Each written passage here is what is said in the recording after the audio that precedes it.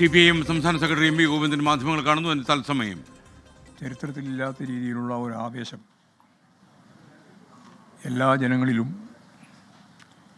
അത് ഞങ്ങൾ ഇടതുപക്ഷ ജനാധിപത്യ മുന്നണിയുടെ ഭാഗമായിട്ട് നിൽക്കുന്നവരിൽ മാത്രമല്ല, അല്ലാത്തവരിൽ ഉൾപ്പെടെ പ്രകടമായ രീതിയിൽ ഉണ്ടായിരിക്കുകയാണ്. കക്ഷി രാഷ്ട്രീയത്തിന് അതീതമായി കേരളത്തിലെ ഏറ്റവും പ്രഗത്ഭനായ ഒരു യുവ നേതാവ് എന്ന നിലയിൽ, ഏറ്റവും ശ്രദ്ധേയനായ ആ തലമുറയിലെ പ്രമുഖ രാഷ്ട്രീയ നേതൃത്വം എന്ന നിലയിൽ ഒരു അംഗീകാരം അദ്ദേഹത്തിന് ജനങ്ങൾ കൃത്യമായി നൽകി വരികയാണ്. സ്ഥാനാർത്ഥി നിർണയം നടന്ന ആ നിമിഷം തന്നെ നിലമ്പൂർ നിയോജകമണ്ഡലത്തിലും പൊതുവെ കേരളത്തിലും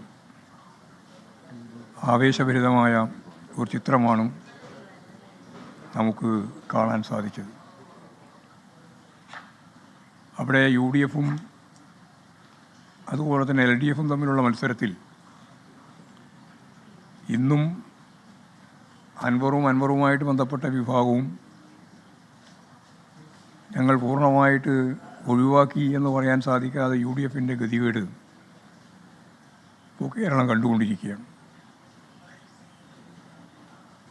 ഒരു പ്രത്യേക വിഭാഗമായി നോമിനേഷൻ കൊടുത്തതിന് ശേഷവും അൻവറുമായിട്ട് ബന്ധപ്പെട്ട് ഞങ്ങൾ ചർച്ച നടത്തുന്നു എന്ന ധ്വനിയാണ്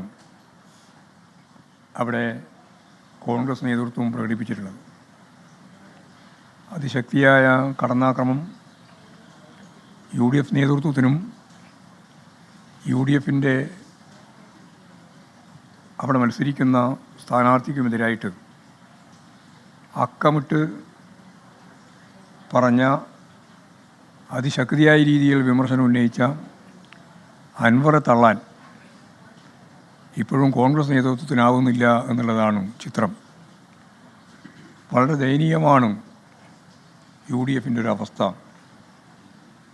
UDF എന്ന നിലയിൽ UDFിൻ്റെ അകത്തും കോൺഗ്രസിൻ്റെ അകത്ത് പ്രത്യേകിച്ചും, അതുപോലെ UDFും അൻവറും തമ്മിലുള്ള പ്രശ്നങ്ങളിലും സജീവമായ രീതിയിലുള്ള പൊട്ടിത്തെറികളാണ് നടന്നുകൊണ്ടിരിക്കുന്നത്.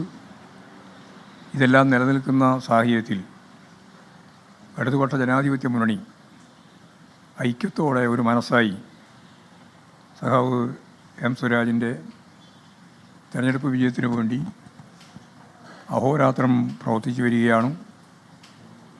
നിലമ്പൂരിൻ്റെ രാഷ്ട്രീയ ചരിത്രത്തിൽ കണ്ട ഏറ്റവും വലിയ തെരഞ്ഞെടുപ്പ് കൺവെൻഷനാണ് അവിടെ മിനിഞ്ഞാന്ന് നിലമ്പൂരിൽ കണ്ടത്. ആവാരവൃദ്ധം ജനത ആവേശത്തോട് ഒത്തുകൂടിയ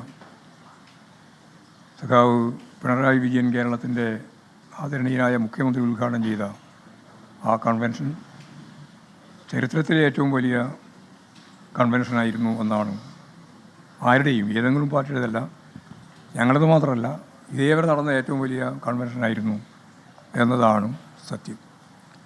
വൻ ഭൂരിപക്ഷത്തോടെ ആ തെരഞ്ഞെടുപ്പിൽ ഞങ്ങൾ ജയിക്കും. തദ്ദേശ സ്വയംഭരണ സ്ഥാപനങ്ങളിലേക്കുള്ള തെരഞ്ഞെടുപ്പിലും വൻ മുന്നേറ്റം സൃഷ്ടിക്കാനാവും. 2026 നടക്കാൻ പോകുന്ന അസംബ്ലി തെരഞ്ഞെടുപ്പിൽ 3ാം ടേമിലേക്ക് കേരളത്തിലെ ഇടതുപക്ഷ ജനാധിപത്യ മുന്നണിയുടെ ചരിത്ര കുതിപ്പ്, അതാണ് നടക്കാൻ പോകുന്ന രാഷ്ട്രീയ സാഹചര്യം.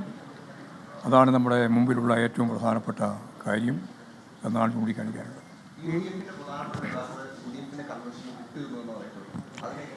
അല്ല, ഞാൻ പറഞ്ഞല്ലോ ഒറ്റ വാക്കിൽ, UDFിൻ്റെ അകത്ത് സംഘർഷമാണ്.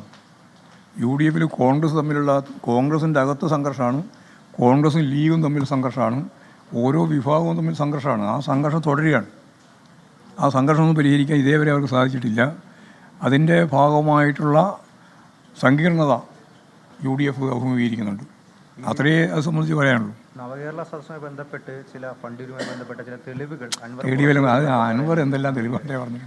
150 കോടി രൂപ പ്രതിപക്ഷ നേതാവ് കൈക്കൂലി വാങ്ങി എന്ന് പറഞ്ഞതിന് മാപ്പ് പറയാൻ പുറപ്പെട്ട ആളാണ് അദ്ദേഹം.